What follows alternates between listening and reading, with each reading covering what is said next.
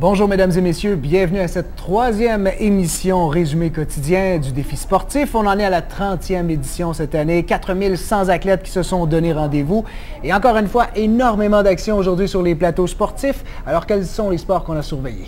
Alors, 3 sports aujourd'hui. Au primaire, il y avait évidemment la natation, début des épreuves pour les plus jeunes. Au primaire également, le hockey-ball et aussi les épreuves longues au secondaire.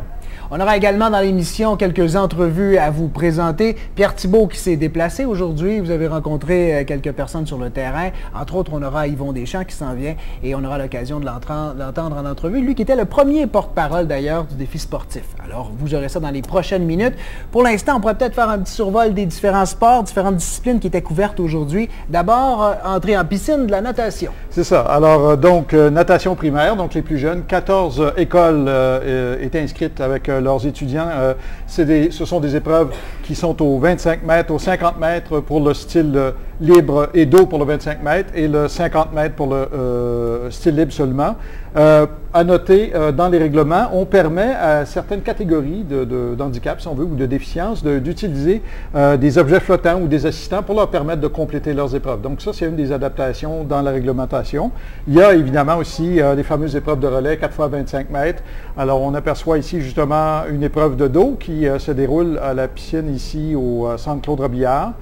Et donc, ce sont des épreuves qui se déroulent pour la première journée. Il y aura le secondaire qui va venir un petit peu plus tard au cours de la semaine. Effectivement, vendredi, nous serons de retour sur ce plateau sportif. Vous pourrez donc voir des images de la piscine et on vous invite donc à être présent sur défisportif.com. C'est là que se passe toute l'action en direct dès 10h30 à tous les jours. C'est donc un rendez-vous. Et si vous voulez avoir l'horaire également des différents sites, parce qu'il y en a 5 au total dans la région de Montréal et également sur la Rive-Sud, on vous invite à aller sur ce site. Vous allez savoir les horaires précisément de ce qui se passe et donc vous pourrez vous diriger sur place. Mais si vous voulez le voir sur le web, c'est toujours sur le défisportif.com où vous aurez tous les détails sur la grille horaire et également sur les différents sports. Athlétisme maintenant, il y avait encore de l'action aujourd'hui, il y en a beaucoup. C'était des épreuves longues. C'est ça. Alors donc, pour les épreuves longues, ce qu'on appelle les épreuves longues, en fait, c'est que au primaire hier, c'était des épreuves sur 60 mètres. Alors non, on pousse à 200 mètres, 400 mètres. Il y a même le relais 4 fois 200 mètres qui se déroule pour les étudiants du secondaire. On utilise pour toutes les épreuves d'athlétisme, soit dit en passant, tout se déroule à l'intérieur dans la salle Omnisport. Donc, il y a une piste avec des angles dans les courbes de 200 mètres, donc qui permettent quand même de tenir ces courses de 200-400, relais 4 fois 200. Et il y a aussi, comme hier, des épreuves de saut et le lancer du poids avec 3 poids différents. Et demain, vous aurez encore une fois l'occasion de revoir de l'athlétisme. Cette fois-ci, ce ne sera pas nécessairement de la course, mais comme vous l'avez dit, d'autres épreuves qui sont connexes et qui sont dans le milieu de l'athlétisme. Alors, vous pourrez voir ça sur le défisportif.com. Également aujourd'hui, entrée en scène du hockey-ball primaire. Alors, un sport tout à fait différent. Ça s'inspire évidemment du hockey. On a tous joué à un moment donné ou l'autre au hockey-ball. 6 équipes, ce sont des équipes de 6 joueurs. Des buts qui sont quand même relativement petits. On aperçoit le bâton. Les bâtons sont en plastique. La balle est une balle trouée et lestée. Mais je peux vous dire que ça circule quand même assez rapidement et puis les gardiens de but ont une protection complète qui s'apparente un petit peu à la protection des joueurs de hockey sur glace. Et le but a une dimension carrée de 1,22 m par 1,22 m. Moi, j'ai vu une équipe où il y avait un gardien assez bien bâti. Il occupait tout le but. Il fallait absolument faire passer le gardien pour compter. Parce qu'autrement, oui, c'est ça. Alors donc, il y a beaucoup de stratégie là aussi. Et puis, beaucoup de dynamisme. Les jeunes, on a assisté à des matchs où c'était des jeunes malentendants, des jeunes ayant une déficience auditive qui participaient. Et on aura l'occasion d'ailleurs un petit peu plus tard de les entendre. C'est le sport national. On voyait qu'il y en avait qui appréciaient et connaissaient ce sport-là. Je l'ai vu moi aussi. J'ai eu l'occasion d'aller faire un tour sur le plateau du hockey ce matin et je les ai trouvés très habiles, ces jeunes-là, avec la balle. Alors, c'était les 3 sports qui vous étaient présentés aujourd'hui. Je vous rappelle qu'à tous les jours, il y en a des sports demain, encore une fois, dès 10h30. Pour l'instant, allons faire une courte entrevue. En fait, vous avez réalisé une entrevue un peu plus tôt aujourd'hui avec des gens de l'école Saint-Jude, 3 intervenants que vous pourrez entendre dans les prochaines secondes. Et par la suite, on vous revient avec Julie Aubé, nutritionniste, qui va nous parler un petit peu de son implication avec le défi sportif Altergo.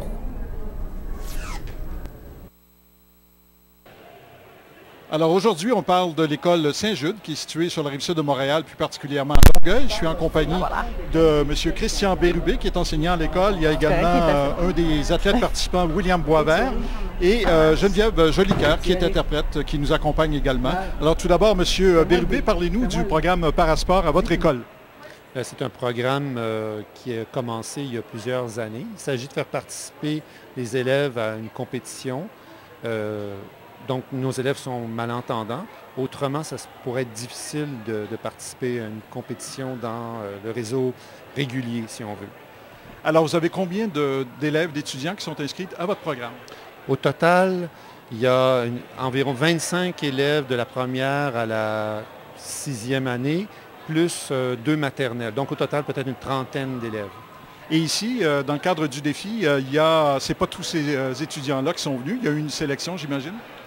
En fait, tous les enfants vont participer à la journée d'athlétisme, mais aujourd'hui, pour le hockey-ball, c'est une sélection de 12 élèves. Alors justement, nous sommes en compagnie d'un de ces jeunes athlètes, William Boisvert. Alors William, tu pratiques le hockey-ball. Parle-nous un petit peu de ton expérience au jeu, c'est-à-dire au défi aujourd'hui. Ben, j'ai eu beaucoup de stress avant de commencer, puis j'aime beaucoup ça parce que j'aime ça faire des sports en équipe, puis s'entraider, puis s'encourager, puis tout ça. Est-ce que c'est la première fois que tu participes au défi sportif? Non, la 3e année. Alors, est-ce qu'il y a eu une progression de ton équipe? Comment ça a été? Comment tu peux comparer ça à la première et à la 2e année? Ben, on est meilleur que l'année passée, parce que l'année passée, on s'est moins pratiqué. Puis on a commencé plus tard. Puis là, cette année, on a décidé de commencer plus de bonne heure pour qu'on soit meilleur, puis qu'on s'encourage, puis qu'on apprenne mieux comment se placer, puis tout ça. Est-ce que vous avez un objectif de performance cette année? Parce que là, vous êtes plus compétitif, là. Bien, on aimerait ça au moins aller à la médaille d'argent, au moins, parce que l'année passée, on n'a pas eu, au moins là. Puis si on va plus haut, bien, ça va être plus de fun. Mais c'est ça, là. Alors, William et Christian, merci beaucoup. Alors, on était avec des gens de l'école Saint-Jude aujourd'hui. Eh bien, défi sportif, ça englobe beaucoup de choses. Bien entendu, le sport, c'est la santé. Qui dit santé, on parle également de nutrition. Julie Aubé, nutritionniste pour Extenso, qui est avec nous et qui collabore ici au défi sportif Altergo. Qu'est-ce que c'est d'abord Extenso? Extenso, c'est le centre de nutrition, le centre de référence en nutrition de l'Université de Montréal. Puis on collabore avec Choisir de gagner pour les questions qui touchent à l'alimentation, justement. Donc, Et qu'est-ce que vous faites comme collaboration? Ça ressemble à quoi cette semaine? Par exemple, cette année, il y a 80% de l'offre alimentaire sur le site qui correspond aux normes d'une saine alimentation, au grand principe de bien manger, finalement. Donc ça, c'est bien pour tout le monde qui est sur le site. On a aussi développé ou on a participé au développement de la boîte à lunch recharge. Ça, c'est pour les jeunes athlètes. Donc, les jeunes athlètes ont une boîte à lunch qui est à la fois savoureuse et qui, dans le fond, permet de bien recharger leur batterie pour être en forme pour leurs prochaines activités de la journée. Donc, on a collaboré à ça. Alors donc, pour les 4000 athlètes qui sont ici, les 1000 bénévoles et tout ça, c'est vous qui avez élaboré le menu, finalement? Bon, on n'a pas élaboré le menu en tant que tel, mais on les a approuvés, mais on a aussi élaboré les critères. Les critères qui font en sorte que le menu respecte les 80% de l'offre qui respecte les principes d'une saine alimentation, finalement. Et là, je sais que vous avez un kiosque ici. Les jeunes viennent vous voir. C'est quoi le message que vous leur passez aux jeunes? Dans le fond, les jeunes viennent avec nous pour faire des jeux sur la saine alimentation, précisément sur les fruits et légumes.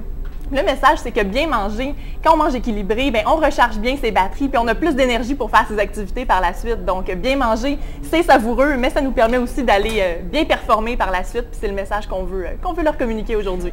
Alors, on invite les gens à venir faire un tour au parcours Choisir de gagner. Vous êtes là encore demain et vendredi. Toute la journée demain et vendredi, puis que tout le monde vienne participer avec nous en grand nombre. Alors, c'est un rendez-vous et vous avez l'occasion de venir faire un tour au centre Claude Robillard parce que c'est ici que ça se passe. Il y a plusieurs activités comme ça qui vous sont présentées. D'ailleurs, on aura l'occasion d'en reparler dans les prochaines minutes avec Pierre d'autres activités qui vous sont proposées. Pour l'instant, allons faire un petit tour avec Yvon Deschamps, premier porte-parole du défi sportif. Nous avons eu l'occasion de le rencontrer un petit peu plus tôt aujourd'hui. Alors, nous sommes en compagnie aujourd'hui de Yvon Deschamps, qui, on le rappelle, a été le tout premier porte-parole du défi sportif. Situons tout d'abord, Yvon Deschamps, à l'époque. C'était en 83, vous aviez un nouveau spectacle solo, vous aviez joué au théâtre de la Ville à Paris pendant 2 semaines. Peu de temps après, quoi, en 86, il y avait Samedi de rire. Alors, vous étiez très occupé, vous étiez au sommet de votre carrière. Qu'est-ce qui vous a amené à devenir porte-parole? Pourquoi vous avez choisi cette responsabilité à l'époque? Oui, bien, en fait, c'est parce que quand j'ai commencé à être connu, au début des années 70, en fait, où là j'ai été connu, je faisais beaucoup de bénévolat, c'est-à-dire que j'étais à Oxfam, j'étais au Chaînon, je passais 15 à 20 heures par semaine, vraiment, à faire du bénévolat. Puis, à un moment donné, je ne sais pas pourquoi, ça doit être nos racines judéo-chrétiennes. Là, j'ai senti le besoin de partager plus. Et puis, j'ai fait une fondation privée, une petite fondation privée, dirigée vers les personnes handicapées physiques et mentales, en 1977. Et donc, j'ai laissé Oxfam, j'ai gardé le Chaînon, ma fondation et mes activités allaient toujours vers les personnes handicapées. C'est pour ça que Monique, voyant que c'était un champ d'action où j'opérais déjà, s'est dit « Hey, je vais l'appeler, je vais lui demander de venir voir le premier, parce que le premier jour de tout, j'étais là. » Et puis, le deuxième jour, je suis allé à puis là, elle a dit « Bien, est-ce que tu deviendrais le porte-parole de cette nouvelle activité? » J'ai dit « Bien oui, certain. » Donc, ça a duré 15 ans. Et j'avoue que c'est fabuleux ce qui s'est passé dans les premiers 15 ans déjà. Et là, maintenant que je reviens, ben là, c'est fantastique. Alors, pendant ces 15 ans-là, quel est le souvenir qui vous a le plus touché? Parce que vous avez été en contact avec plusieurs jeunes, plusieurs centaines de jeunes. Vous avez rencontré des éducateurs, des gens qui travaillent en centre de réadaptation, etc. Qu'est-ce qui vous a le plus touché alors que vous assistiez à ces moments-là? Bien, pour moi, ça a été parce que j'avais avant participé ou été animateur de jeux pour des enfants 5 à 12, multi-handicapés, physiquement et mentalement.